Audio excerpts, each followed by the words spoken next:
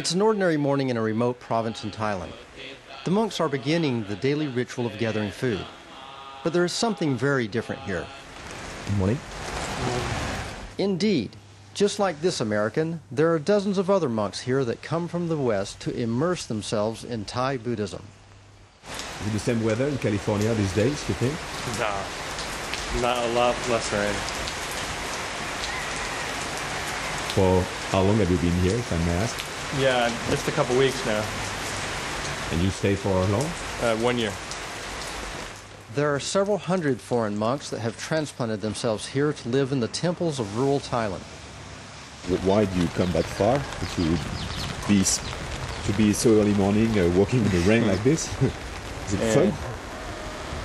Yeah, I don't know. I see some benefit in the lifestyle. It's obviously really different, but... And you plan to become a monk yourself? Yeah.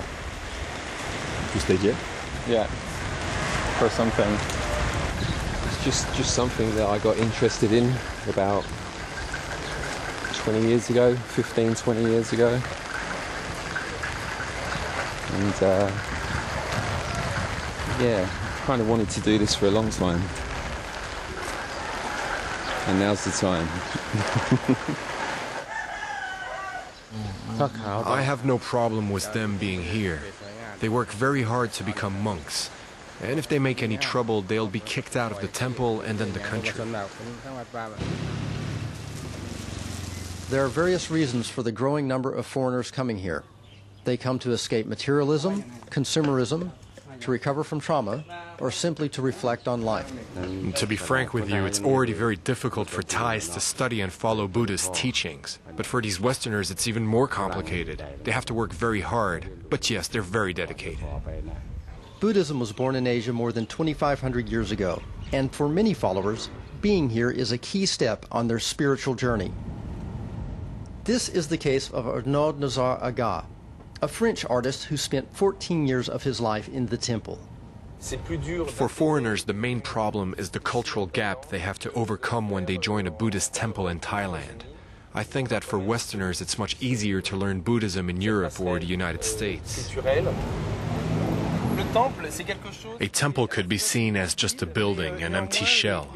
But you have to realize that the many people who have prayed there, who are praying now in the temple, have generated a strong vibration, an enormous amount of energy, and you can feel this energy as soon as you step inside.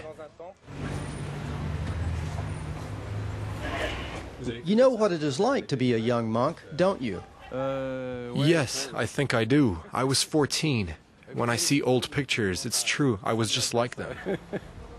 Arnaud is married with a family. He now lives a secular life. As for this French-Vietnamese monk, Pra Samamago, he has been living secluded for several years in this Bangkok monastery. For him, his Asian heritage is essential.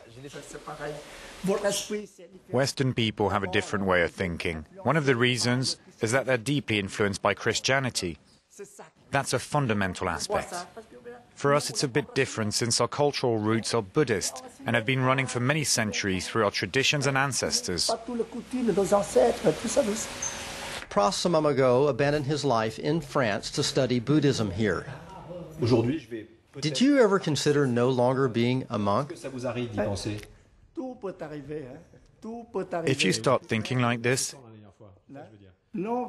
it means you are not happy with what you have.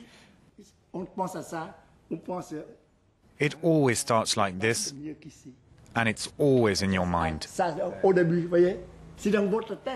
This is what's called a discursive thought. It's something one has to work very hard upon. When you start comparing things, it's not good. If you have inner peace, you don't feel the need to change your surroundings or move to another place. Don't you agree with me? That's right. It's often frustration that makes us feel restless.